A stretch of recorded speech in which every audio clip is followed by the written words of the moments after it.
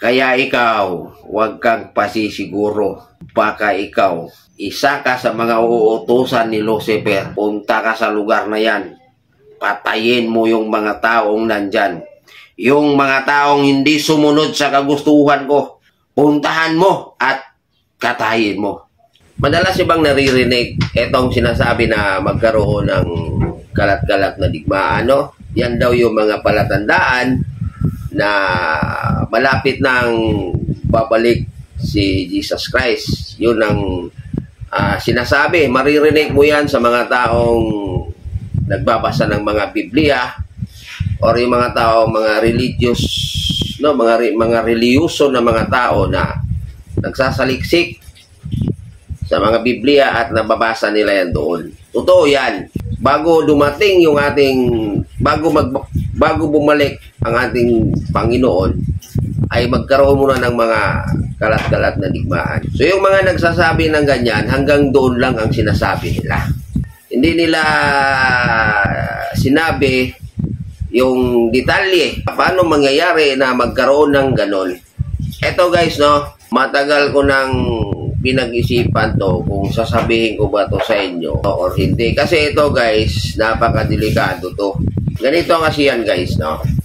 Kung bakit magkaroon ng kalat-kalat na digmaan. Para mangyari yung ganon, isi-share ko sa inyo o sasabihin ko sa inyo na para maging kayo ay alam nyo rin kung palatandaan or mga sinyales na mangyayari yung kalat-kalat na digmaan. Ganito kasi yun guys, no? Umpisahan natin sa panahon natin ngayon. Bantayan nyo. Ito kasi nakasulat sa Biblia na kalat-kalat na digmaan. Ito yung mga panahon na maghahari si Lucifer. Maghahari si Lucifer at siya yung magdidikta sa lahat ng mga bansa. Kaya magkaroon ng mga kalat-kalat na digmaan. Ganito kasi yan, no? Diretso tayo sa panahon natin ngayon. Ito, tandaan nyo, bantayan nyo, magbasid kayo sa mga dito sa social media or sa mga balita. Bantayan nyo guys. Pag nangyayari, alam nyo naman natin na maraming yung mga bansa na mga superpower. Nandyan yung Russia, nandyan yung China, nandyan yung mga Amerika, at kung ano-ano pang mga bansa na mga superpower. Itong mga superpower na mga bansa na sa panahon natin ngayon ay hindi magkakasundo. Pero pag nangyayari guys na magkakasundo sila, no? Mag-a-allied sila, no? Kumbaga mag-allied na sila, no? Kakampi na sila. Dating mag-away, ngayon magkakampi na sila. Mga superpower yan. Pag nangyayari yan guys, yan yung palatandaan or dyan na magsisimula kalat-kalat na digmaan. Ganito ang mangyayari. Pag mag-allied sila guys, mayroong isang bansa na magdidikta sa kanila. Mayroong isang bansa na takot sila. Bukod sa superpower sila, takot sila sa bansang yan. At yung bansa na yan, yung tao na yan, yun ang magdidikta sa kanila. Kung ano yung sasabihin nila, susundin nila. So ano ba ang mangyayari? Ano bang epekto sa atin? Sa Pilipinas, sa mga bansa na, sa mga iba't ibang bansa, ano ba ang epekto niyan? So dahil ang mga superpower, magkaisa sila, etong tao na to, no, itong mga superpower, gagawin niya itong mga sundalo niya. Mayroong isang relihiyon, mayroong isang simbahan na magdidikta dito sa mga superpower na mga bansa na nag-aalay na. Siya yung magdidikta, siya yung mag-uutos sa kanila kung ano yung gagawin nila. Ngayon, ganito yan guys, no? Di ko sasabihin sa inyo kung anong relihiyon yan. Kasi kung sasabihin ko sa inyong relihiyon, ikaw ngayon na nanonood sa akin at nakikinig sa akin, magagalit ka. Bakit? Kasi relihiyon mo ang tinutukoy ko. Kaya hindi ko sasabihin sa inyo ang relihiyon na yan. Ganito kasi yan, guys, no? Itong mga superpower niya, ay ito yung mga sundalo niya. Mayroon siyang sasabihin sa bawat bansa, kasama ang Pilipinas. Pag sinabi niya na itong tao na to, na kayong mga ganitong bansa, huwag niyo nang gagawin yung inyong ginagawang pamamaraan sa pagsimba ng ating Panginoon. Ito ang gagawin nyo. Pag hindi kayo sumunod sa gusto ko, gigirahin ko kayo. Yung bansa na sinabihan niya, pag hindi sumunod yan, gigirahin niya yan. Sinong gagamitin niyang kawal? Yung mga bansang superpower. Lahat ng mga bansa, pagsasabihan niya, kasama tayo. Ito sinasabi ko, guys, hindi to alam ng mga pare. Kahit yung mga matagal na nagbabasa ng Biblia, hindi nila alam to. Oo, nababasa nila na magkakaroon ng kalat-kalat na digmaan. Pero hindi nila alam kung ano ang proseso at kung sino ang pasimuno at kung sino ang mangunguna at sino ang gagawin nilang mga kawal. No? Kasama tayo pagsasabihan ng ganyan. Tingnan natin yung ating bansa. Ang daming mga relihiyon dito. Halos lahat yata ng relihiyon nandito na sa atin. Pagsasabihan niya yan, kayong mga tayo, kasama ko kasi Pilipino kayong mga Pilipino, lahat ng mga simbahan dyan, mga relihiyon, wag nyo nang gagawin niya. Ganito ang gagawin nyo. Pag hindi tayo sumunod, kasama tayong uupakan yan. Lahat ng bansa, kaya magkakaroon siya ng mga kalat-kalat na digmaan. Ganon yung proseso niyan. Ganon ang mangyayari para magkatotoo yung sinasabi sa Biblia na magkaroon ng kalat-kalat na digmaan. So, itong tao na to na magdidikta sa mga bansang superpower na nag-aalay, na may dinadala siyang simbahan, ito yung alam niyo na kung sinong tinutukoy ko. Guys, ito yung tao na to na ang kanyang espiritu na sumanib sa tao na yan ay si Lucifer. Ganon yung guys, no? Kaya yung mga bansa, maraming mga bansa na ayaw talaga, kasi especially katulad ng mga Muslim country, di talaga yan susunod. Kasi mayroon din silang sinasamba na ang sinasamba nila ay sino ba yun? Si Allah. So hindi yan susunod. Ngayon, pag hindi sila susunod sa dikta na yan, magkaroon ng mga digmaan ng kanilang mga bansa. Kaya ang mangyayari, magkalat-kalat ang mga digmaan. Ganon ang mangyayari, guys. Kaya sinasabi ko sa inyo, bantayan nyo or tandaan nyo na pag ito naririnig nyo sa mga bali-balita, napapanood nyo sa social media, na itong mga superpower na mga bansa, no, ay mag-aallied na sila. Yan na yung simula ng nakasulat sa Biblia na magkaroon ng kalat-kalat na digmaan. Nakasulat yan sa Biblia at walang bansa na hindi susunod. Dumaan man kayo sa digmaan, sa dulo ng inyong pakipag-away sa Kanya, ang ending yan ay luluhod kayo sa Kanya at tatalima kayo sa Kanya. Ganon ang mangyayari. Kaya kung ikaw, kung ano man ang relihiyon mo, pag nangyayari yan, kabahan ka na. Pag pumayag yung boss mo, alam nyo na kung anong mangyayari. So, pagkaroon ng kalat-kalat na digmaan, patayan dito, patayan dito, patayan sa likod mo, patayan sa harapan mo. At ikaw mismo, makipagpatayan ka na rin. Kasi nga, hindi kayo susunod. Pero, ang ending, luluhod at susunod ka pa rin sa kanya. Sino ang luluhuran mo at susunod mo sa kanya? Si Lucifer. Ganon yun guys ang mangyari. Maraming nagsasabi niyan sa Facebook, sa YouTube na magkaroon ng kalat-kalat na digmaan. Pero hanggang doon lang sila. Yun lang ang masasabi nila. Palatandaan na malapit na dumating, bumalik ang ating Panginoong Diyos. Magkaroon tayo ng kalat-kalat na digmaan. Pero hindi nila alam kung ano yung proseso, kung bakit magkaroon, kung bakit mangyayari, ano yung gagawin, or ano ang mangyayari sa mundo, bakit mangyayari yung magkalat-kalat na digmaan. Walang bansa na kahit sinong bansa na hindi luluhod sa kanya.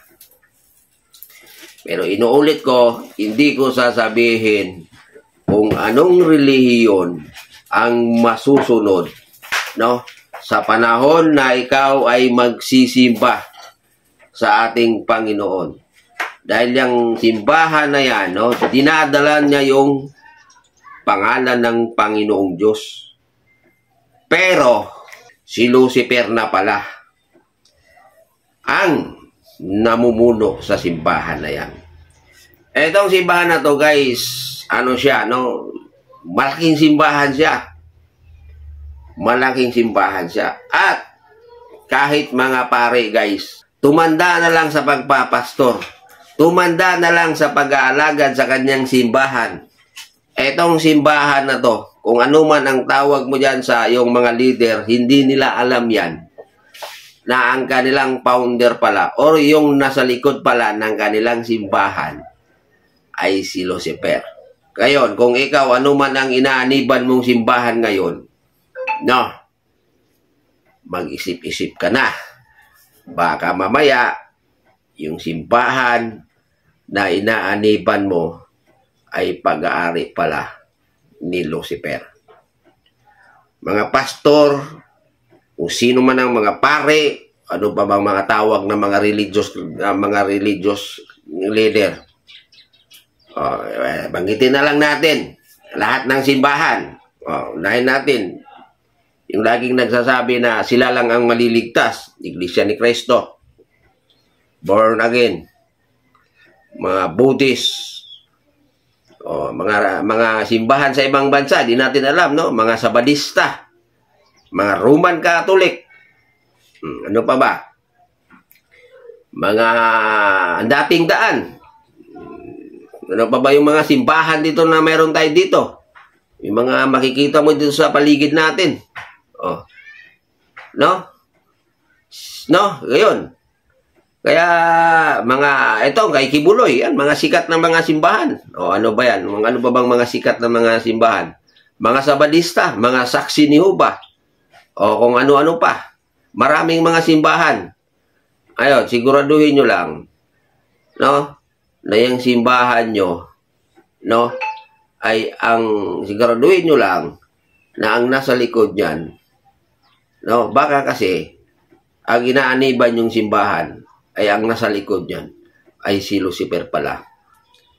Di ba? Kaya napaka-ano guys, yun ang mangyayari guys. No? Ganun ang mangyayari. Magkaroon ng kalat-kalat na digmaan. Bakit? Kasi yung mga bansa na hindi susunod sa taong yan, gigirahin niya. Malay na Pilipinas, ayaw sumunod, gigirahin tayo. Indonesia, Malaysia, Vietnam, Korea, South Korea, China, Amerika, mga protestante. Amerika, protestante yan eh. Israel, mga Muslim country, Iran, Iraq, Brunei, kung ano-ano bang mga bansa dyan, mga Poland, mga Switzerland, London, mga ano pa, mga dito, mga Afghanistan, mga Syria, mga Iraq, Iran, kasama yan. nadidiktahan niya. Pag hindi sumunod yan, ayaw niyong sumunod sa akin, mga kawal, gaganunin niya lang, mga kawal, upakan nyo.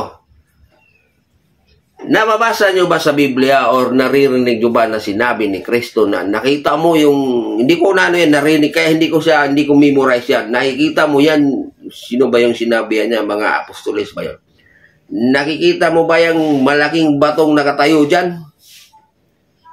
O anong sabi niya? Dudurugin ko yan. Alam nyo ba kung ano yung, kasi yon kung sa Bisaya pa, ng pagkasabi ni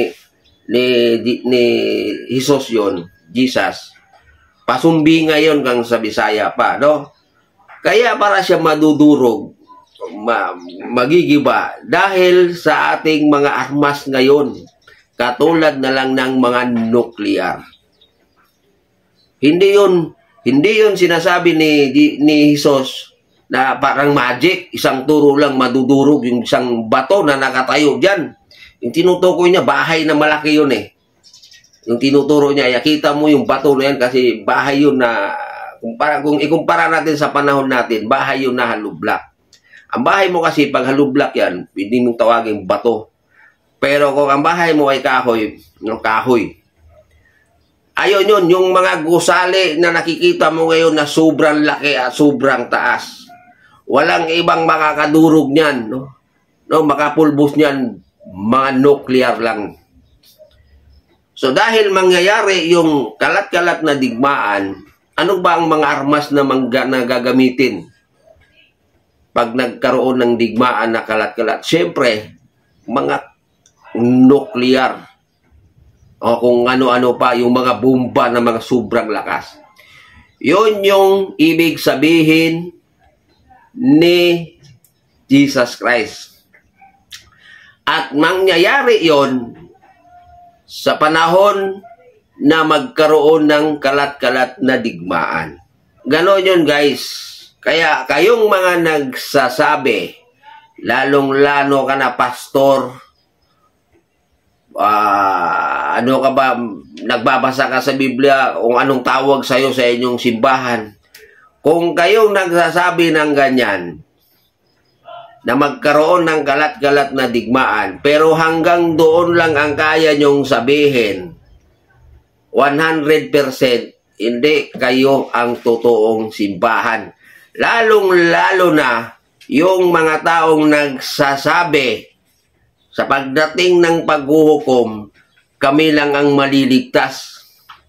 101% hindi kayo ang totoong simbahan. Lalong-lalo na yung mga simbahan, no, na may involved na salapi. No?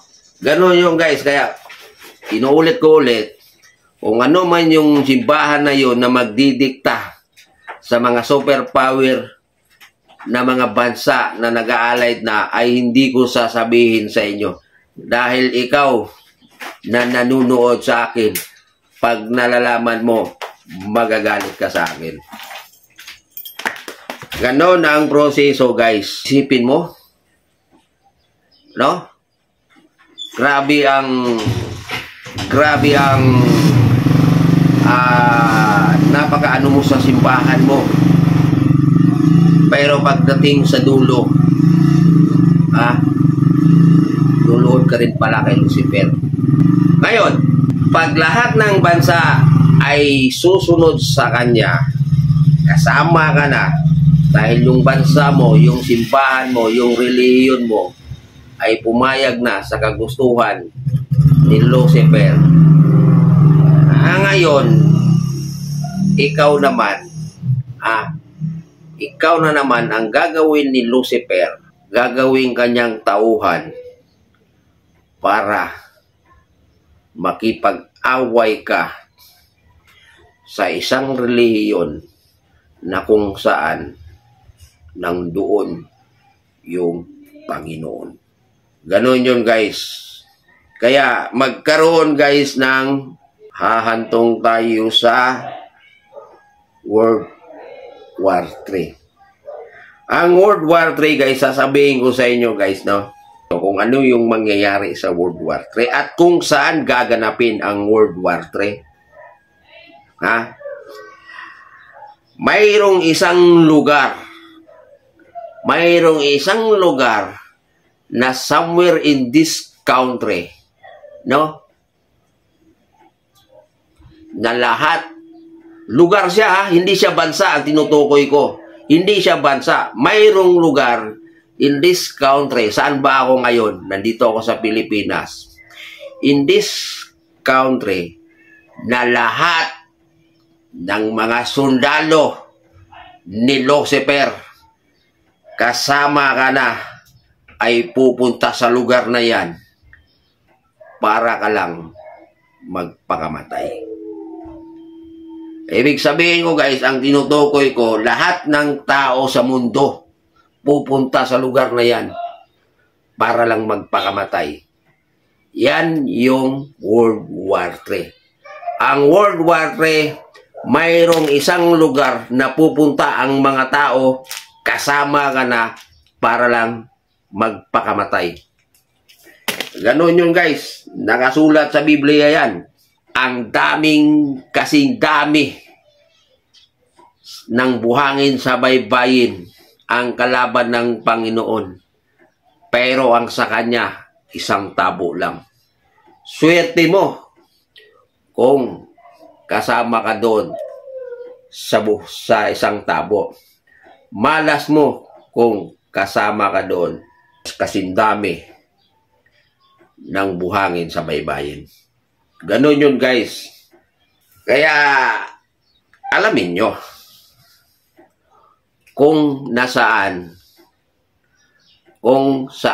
at kung anong simbahan nagtatago ang Panginoon. Yun ang importante doon. Kasi kung alam mo kung anong simbahan o kung saang simbahan ngayon ang ating Panginoon, no? Swerte mo. Ganon yun, guys, ang mangyayari. Magkaroon ng ngayon, sabi nila, no? Ito. Magkaroon ng kalat-kalat na digmaan. Yan yung mga palatandaan na babalik ang Panginoon. Totoo yun. Dahil kahit anong gagawin ni Lucifer, kahit lahat ng mga kawal niya, lahat ng mga sundalo niya, lahat ng mga armas niya, lahat ng mga nuclear niya, kahit ibagsak pa niya sa isang lugar na yan, kasama ka na doon. Ipapadala ka sa isang lugar. Lugar ang tinutukoy ko, ha. Hindi niya matatalo. Ganon yun, guys, ang mangyari. Kasi, walang kahit sinong makatalo sa ating Panginoon. Kahit gaano pa kayo karami. Kaya kayong mga nagsasabi na ito yung aming itinayo na simbahan ay kung ano-ano mga alibay, kami lang ang maliligtas sa panahon ng paghuhukom. Walang ganon. Sinasabi mo ng ganun, hanggang doon ka lang dahil ang binabasyan mo lang Biblia, pero hindi mo alam kung ano yung proseso, bakit magkaroon ng kalat-kalat na digmaan. Ganon yun, guys, ang mangyari. Basta, inuulit ko, tandaan nyo lang, bantayan nyo. Pag once nagsanib puwersa, nag-aalay yung mga dating magkalaban na mga superpower, ngayon nagkaisa na lang sila. Yun yung simula na magkaroon ng mga kalat-kalat na digmaan. Pag sinabi niya sa isang lugar, sinabihan niya, kayo dyan, ito na ang paraan ng inyong pagsisimba. Pag sumaway ka sa kanya, durog ang bansa mo. Durog ang bahay mo. Dahil maraming mga bansa na kumukontra doon, ang mangyayari, magkaroon tayo ng kalat-kalat na digmaan. Ganon yun, guys. Kaya kahit anong basa mo sa Biblia, hindi mo makikita yan. Sa akin mo lang maririnig yan. Ang totoong, ang proseso or yung mga pangyayari, no? Paano ko ba sabihin? Mangyayari para humantong sa kalat-kalat na digmaan. At yung kalat-kalat na digmaan na yan, guys, mangyayari yan sa panahon natin ngayon. Sa panahon natin ngayon, no? Pwedeng mangyari bago kailan? Bago dumating yung 2030, pwede siyang mangyari. Ganon yun, guys, ang mangyayari. Para ganon, no? Ang World War III, lahat ng tao sa mundo, kasama ka na, pupunta ka sa isang lugar para magpakamatay ka. At ang kakatay sa iyo, yung mga sundalo ng Panginoon. Sila yung kakatay sa iyo. Kaya ikaw, huwag kang pasisiguro. Baka ikaw, isa ka sa mga uutusan ni Lucifer. Punta ka sa lugar na yan. Patayin mo yung mga taong nandyan. Yung mga taong hindi sumunod sa kagustuhan ko. Puntahan mo at katayin mo. Ganon ang mangyayari, guys. No? Kaya, kung ikaw nakikinig ka, kung hindi ka naniniwala sa sinasabi ko, or kung naniniwala ka, ang masasabi ko lang sa inyo, good luck sa ating lahat. No? Pag dumating yung panahon na yon, kung magkaaway man tayo or magkakampi man tayo, no? Good luck sa ating lahat. Magkita-kita na lang tayo sa isang lugar, matira ang matibay. Good luck. Teka lang, guys, singit ko lang.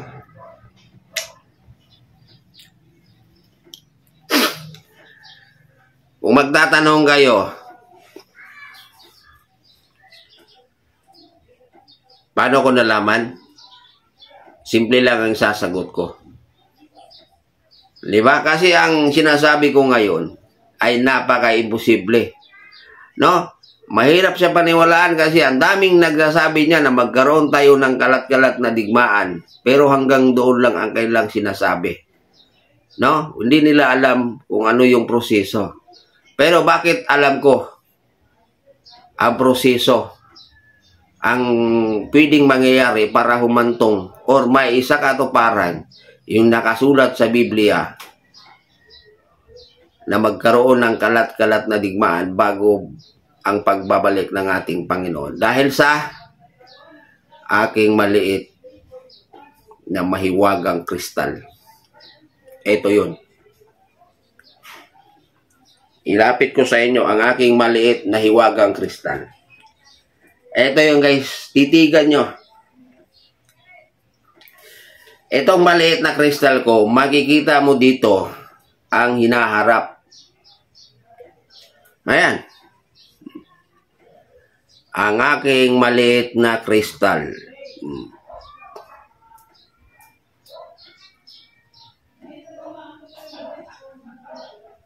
Ito yun.